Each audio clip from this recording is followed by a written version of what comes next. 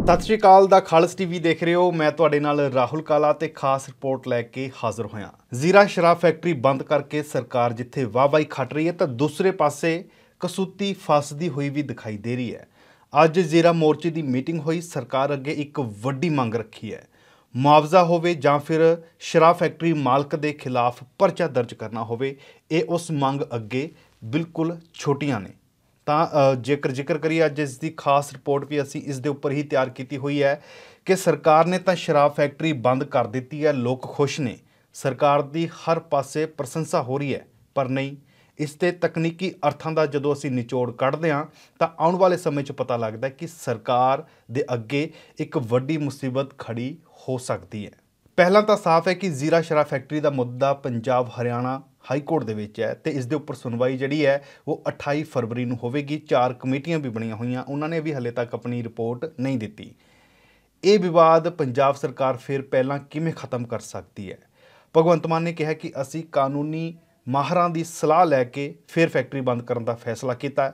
ऐलान तो हो गया पर सरकार हले तक फिर नोटिफिकेशन क्यों नहीं जारी कर रही, क्यों देर लगा रही है? जेकर माहरां ने महान सलाह दी भी है तो फिर हुण तक नोटिफिकेशन जारी हो जाना चाहिए। यही मंग मोर्चे दे विच सब तो वड्डी है तो इस बारे भी असी थोड़ा डिटेल दे नाल समझण दी कोशिश करांगे कि सरकार हले तक नोटिफिकेशन क्यों नहीं जारी कर रही। तो हुण असी आने असल पॉइंट दे उपर। साल 2016 दे विच जेकर असी जाइए जां उत्ते झात मारीए तां अकाली दल दी सरकार दे समय मालब्रोज शराब फैक्ट्री ने लोक राय लैके सरकार नूं दित्ती सी, यानी कि पंजाब सरकार दे कोल फैक्ट्री दे वो डॉकूमेंट ने जिस दे विच मालब्रोज शराब फैक्ट्री ने स्थानक 172 लोगों के साइन करवा के सरकार नूं दित्ते सी ते उन्हां दे विच इह दावा किया गया सी कि इन्हां 172 लोगों नूं शराब की फैक्ट्री तो कोई इतराज़ नहीं है, इसनूं चालू रखा जाए। हालांकि स्थानक लोगों ने दावा किया कि 172 के विचों 150 तो बाहरी लोगों को शामिल किया गया, जाली दस्तखत जिहड़े आ वो करवाए गए हैं। तो इस तरह दूसरे पासे जेकर एक होर आप एंगल देखते हैं तो पंजाब सरकार के कोल वो भी दस्तावेज ने जिस दे विच मालब्रोज शराब फैक्ट्री नूं दित्तियां होईयां क्लीन चिट्टां शामिल है, यानी कि उन्होंने जो NOC दी हुई है।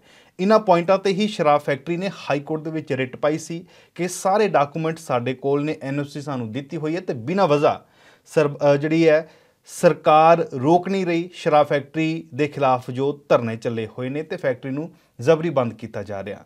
किसान जथेबंदियां ते स्थानक लोग पिछले 6 महीनों तो लगातार शराब फैक्ट्री के बाहर धरने ते बैठे हुए हैं तो सरकार भी 6 महीने बाद फैसला कर दी मालब्रोज शराब फैक्ट्री बंद करन दा। पर इसका ग्राउंड की सी सरकार ने बनाया, मतलब कि जेकर शराब फैक्ट्री बंद की है तो उसके कारण की ने ये दसना जरूरी होगा कि कारण की है, क्योंकि तुसी हाई कोर्ट दे विच की दसोगे कि असी शराब फैक्ट्री इन्हां कारणों करके बंद की है?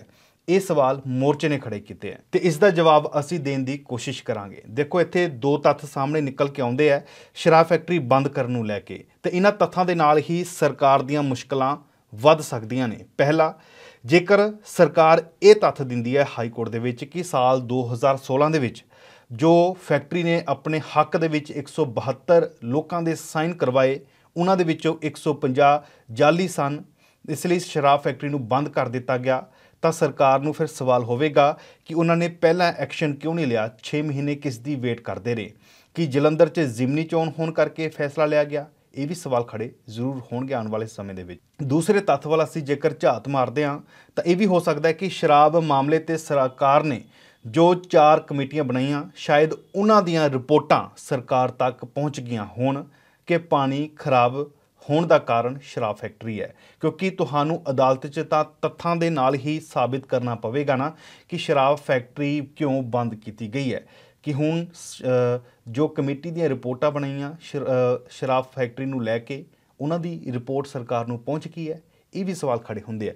जेकर सच दे विच कमेटी दी रिपोर्टां सरकार तक पहुँच जांदियां ने कि शराब फैक्ट्री बंद करन दा कारण जां फिर शराब फैक्ट्री ही कारण बन रही है पानी खराब होने का, तो सरकार नूं होर भाजड़ा पै सकदियां ने, क्योंकि मोर्चे ने शराब फैक्ट्री नूं लैके बहुत वड्डियां मंगां सरकार दे अगे रखियां हुई ने। जेकर रिपोर्ट दे विच ये आ जांदा कि शराब फैक्ट्री के कारण ही पानी खराब हो रहा तो मंगा की एक बार असीं वो भी ध्यान दिंदे हां।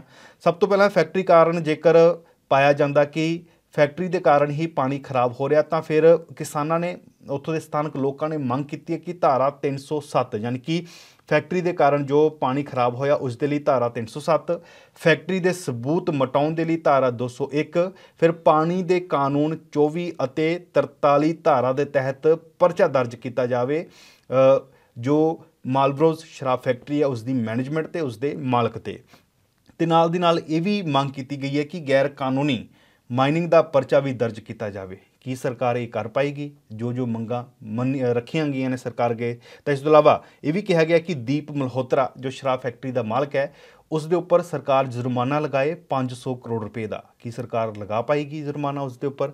ਤੇ ਨਾਲ ਦੀ ਨਾਲ ਇਹ ਵੀ ਕਿਹਾ ਗਿਆ ਕਿ ਸ਼ਰਾਬ ਫੈਕਟਰੀ ਜਦੋਂ ਬੰਦ ਹੋ ਜਾਂਦੀ ਹੈ ਤਾਂ ਉਸ ਦੀ ਜ਼ਮੀਨ ਸਰਕਾਰ ਲਵੇ ਤੇ ਉੱਥੇ ਇੱਕ ਵੱਡਾ ਹਸਪਤਾਲ ਬਣਾਵੇ। ਕੀ ਉੱਥੇ ਹਸਪਤਾਲ ਬਣ ਪਾਏਗਾ? ਇਹ ਸਾਰੀਆਂ ਮੋਰਚੇ ਦੀਆਂ ਮੰਗਾਂ ਨੇ ਜੋ ਅੱਜ ਮੀਟਿੰਗ ਦੇ ਵਿੱਚ ਹੋਇਆ। ਵੈਸੇ ਜੋ ਮਰਜ਼ੀ ਹੈ, ਭਗਵੰਤ ਮਾਨ ਸਰਕਾਰ ਨੇ ਇੱਕ ਵੱਡਾ ਉਪਰਾਲਾ ਵੀ ਕੀਤਾ ਜਾਂ ਵੱਡਾ ਫੈਸਲਾ ਵੀ ਕਹਿ ਲਓ ਇਸ ਨੂੰ, ਕਿਉਂਕਿ ਹੁਣ ਤੱਕ ਕਈ ਰਿਪੋਰਟਾਂ ਆਈਆਂ ਗਈਆਂ, ਕਮਿਸ਼ਨ ਬਣੇ, ਪਰ ਹੱਲ ਨਿਕਲਦਾ ਦਿਖਾਈ ਨਹੀਂ ਦਿੱਤਾ। ਮਸਲੇ ਦਾ ਹੱਲ ਕੱਢਣ ਦੇ ਲਈ ਪਹਿਲਾਂ NGT ਨੇ ਸੀਚੇਵਾਲ ਕਮੇਟੀ ਬਣਾਈ ਸੀ, ਪਾਣੀ ਦੀਆਂ ਸੈਂਪਲਾਂ ਉਹਨਾਂ ਨੇ ਭਰੇ ਸੀ ਤਾਂ ਰਿਪੋਰਟ ਵੀ ਜਿਹੜੀ ਹੈ ਉਹ ਗੋਲਮੋਲ ਕਰ ਦਿੱਤੀ ਗਈ ਸੀ। ਫਿਰ ਉਸ ਤੋਂ ਬਾਅਦ ਨਵੰਬਰ ਪਿਛਲੇ ਸਾਲ ਯਾਨੀ ਕਿ ਨਵੰਬਰ 2022 ਦੇ ਵਿੱਚ retire justice RK Nehru commission ਬਣਾਇਆ ਜਾਂਦਾ। ਕਮਿਸ਼ਨ ਲੋਕਾਂ ਦੇ ਵਿੱਚ ਪਹੁੰਚਦਾ, ਲੋਕਾਂ ਦੀਆਂ ਮੁਸ਼ਕਲਾਂ ਸੁਣਦਾ ਤੇ ਨਾਲ ਦੀ ਨਾਲ ਸ਼ਰਾਬ ਫੈਕਟਰੀ ਨੂੰ ਪੈ ਰਿਹਾ ਘਾਟਾ ਵੀ ਦੇਖਦੇ ਆ। ਰਿਪੋਰਟ ਤੋਂ ਬਾਅਦ ਸਰਕਾਰ ਨੇ ਫਿਰ 4 ਕਮੇਟੀਆਂ ਬਣਾਈਆਂ ਜਦੋਂ ਇਹ ਮਾਮਲਾ ਹਾਈ ਕੋਰਟ ਦੇ ਵਿੱਚ ਪਹੁੰਚਦਾ ਹੈ ਤੇ ਇਹਨਾਂ ਕਮੇਟੀਆਂ ਦੀ ਰਿਪੋਰਟ ਤੋਂ ਪਹਿਲਾਂ ਹੀ ਸਰਕਾਰ ਨੇ ਵੱਡਾ ਐਕਸ਼ਨ ਲੈ ਲਿਆ। ਰਿਪੋਰਟਾਂ ਹਾਲੇ ਤੱਕ ਜਨਤਕ ਨਹੀਂ ਹੋਈਆਂ ਜਾਂ ਹਾਲੇ ਤੱਕ ਆਈਆਂ ਨਹੀਂ, ਇਹ ਸਰਕਾਰ ਦੇ ਕੋਲ ਹੈ, ਪਰ ਉਸ ਤੋਂ ਪਹਿਲਾਂ ਹੀ ਸਰਕਾਰ ਨੇ ਫੈਕਟਰੀ ਨੂੰ ਬੰਦ ਕਰਨ ਦਾ ਜਿਹੜਾ ਹੈ ਐਲਾਨ ਕਰ ਦਿੱਤਾ। ਹਾਲੇ ਤੱਕ ਐਲਾਨ ਹੋਇਆ, ਪਰ ਇਸ ਦੇ ਵਿੱਚ ਇਹ ਦੇਖਣ ਵਾਲਾ ਹੋਵੇਗਾ ਕਿ ਕਾਰਨ ਕੀ ਬਣੇ ਨੇ ਸ਼ਰਾਬ ਫੈਕਟਰੀ ਨੂੰ ਬੰਦ ਕਰਨ ਦੇ। ਜੇਕਰ ਸਰਕਾਰ ਨੇ ਐਲਾਨ ਕੀਤਾ ਹੈ ਤਾਂ ਸਰਕਾਰ ਤੋਂ ਫਿਰ ਜ਼ਰੂਰ ਪਹੁੰਚਿਆ ਹੋਵੇਗਾ, ਕੋਈ ਤਾਂ ਕਾਰਨ ਪਹੁੰਚਿਆ ਹੋਵੇਗਾ, ਕਿਉਂਕਿ ਤੁਸੀਂ ਹਾਈ ਕੋਰਟ ਦੇ ਵਿੱਚ 28 ਫਰਵਰੀ ਨੂੰ ਸੁਣਵਾਈ ਹੋਣੀ ਹੈ ਤਾਂ ਕਾਰਨ ਕੀ ਦਿਓਗੇ। ਜੇਕਰ ਤੁਸੀਂ ਸ਼ਰਾਬ ਫੈਕਟਰੀ ਨੂੰ ਬੰਦ ਕਰ ਰਹੇ ਹੋ ਤਾਂ ਜ਼ਾਹਰ ਹੈ ਕਿ ਸ਼ਰਾਬ ਫੈਕਟਰੀ ਦੇ ਮਾਲਕ ਤੁਹਾਡੇ ਫੈਸਲੇ ਨੂੰ ਹਾਈ ਕੋਰਟ ਦੇ ਵਿੱਚ ਚੁਣੌਤੀ ਦੇਣਗੇ। ਹਾਈ ਕੋਰਟ ਤੋਂ ਬਾਅਦ ਜਾਂ ਫਿਰ ਸੁਪਰੀਮ ਕੋਰਟ ਵੀ ਜਾ ਸਕਦੇ ਨੇ। ਤੇ ਇਸ ਕਰਕੇ ਜੇਕਰ ਤੁਹਾਡੇ ਕੋਲ ਵਾਕਈ ਹੀ 4 ਕਮੇਟੀਆਂ ਦੀ ਰਿਪੋਰਟ ਪਹੁੰਚ ਚੁੱਕੀ ਹੈ ਤਾਂ ਕਿਸਾਨ ਮੰਗ ਕਰ ਰਹੇ ਹੈ ਕਿ ਤੁਸੀਂ ਨੋਟੀਫਿਕੇਸ਼ਨ ਜਾਰੀ ਕਰੋ, ਕਾਰਨ ਦੱਸੋ ਕਿ ਕਿਉਂ ਕੀਤਾ ਗਿਆ। ਤਾਂ 2 ਤੱਥ ਨੇ ਜੋ 2016 ਦੇ ਵਿੱਚ 172 ਲੋਕਾਂ ਦੇ ਸਾਈਨ ਕਰਵਾਏ ਸੀ ਤਾਂ ਉਹਨਾਂ ਦੇ ਵਿੱਚੋਂ 150 ਦੇ ਕਰੀਬ ਜ਼ਾਲੀ ਹੋਣ ਦਾ ਦਾਅਵਾ ਕੀਤਾ ਗਿਆ ਸੀ ਉੱਥੋਂ ਦੇ ਲੋਕਾਂ ਵੱਲੋਂ ਕਿ ਜੇਕਰ ਤੁਸੀਂ ਉਸ ਨੂੰ ਆਧਾਰ ਬਣਾਇਆ ਤਾਂ ਫਿਰ ਇਹ ਪਹਿਲਾਂ ਕਿਉਂ ਨਹੀਂ ਕੀਤਾ ਗਿਆ। 6 ਮਹੀਨੇ ਇੰਤਜ਼ਾਰ ਕਿਸ ਦਾ ਕਰਦੇ ਰਹੇ, ਜਾਂ ਫਿਰ ਸ਼ਰਾਬ ਫੈਕਟਰੀ ਨੂੰ ਬੰਦ ਕਰਨ ਦਾ ਕੋਈ ਹਾਲੇ ਤੱਕ ਮੂਡ ਨਹੀਂ ਸੀ, ਜਾਂ ਫਿਰ ਜ਼ਿਮਨੀ ਚੋਣਾਂ ਨੇੜੇ ਆਉਣ ਦੇ ਕਾਰਨ ਇਹ ਸਾਰਾ ਹੋ ਰਿਹਾ। ਤਾਂ ਦੂਸਰਾ ਤੱਥ ਇਹ ਵੀ ਹੈ ਕਿ ਜੇਕਰ ਸ਼ਰਾਬ ਫੈਕਟਰੀ ਦੇ ਕਾਰਨ ਹੀ ਪਾਣੀ ਗੰਦਾ ਹੋ ਰਿਹਾ ਸੀ ਜਾਂ ਰਿਪੋਰਟਾਂ ਆ ਗਈਆਂ ਨੇ ਤਾਂ ਫਿਰ ਤੁਹਾਨੂੰ ਇਹ ਵੀ ਜਨਤਕ ਕਰਨਾ ਪਵੇਗਾ ਸਰਕਾਰ ਨੂੰ, ਕਿਉਂਕਿ ਨੋਟੀਫਿਕੇਸ਼ਨ ਹਾਲੇ ਤੱਕ ਜਾਰੀ ਨਹੀਂ ਹੋਇਆ। ਹੁਣ ਦੀ ਘੜੀ ਦੇ ਵਿੱਚ ਫਿਲਹਾਲ ਆਉਣ ਵਾਲੇ ਸਮੇਂ ਦੇ ਵਿੱਚ ਦੇਖਣਾ ਹੋਵੇਗਾ ਕਿ ਸਰਕਾਰ ਜੇਕਰ ਨੋਟੀਫਿਕੇਸ਼ਨ ਜਾਰੀ ਕਰਦੀ ਹੈ ਤਾਂ ਉਸ ਦੇ ਵਿੱਚ ਕਾਰਨ ਕੀ ਦੱਸਦੀ ਹੈ। ਤੇ ਇਹੀ ਨੋਟੀਫਿਕੇਸ਼ਨ ਦਾ ਇੰਤਜ਼ਾਰ ਜਿਹੜਾ ਹੈ ਉਹ ਜ਼ੀਰਾ ਮੋਰਚਾ ਵੀ ਕਰ ਰਿਹਾ ਤਾਂ ਜੋ ਅਗਲੀ ਕਾਰਵਾਈ ਜਿਹੜੀ ਹੈ ਜੋ ਮੰਗਾਂ ਕੀਤੀਆਂ ਗਈਆਂ ਉਸ ਨੂੰ ਮਨਾ ਸਕਣ। ਧੰਨਵਾਦ।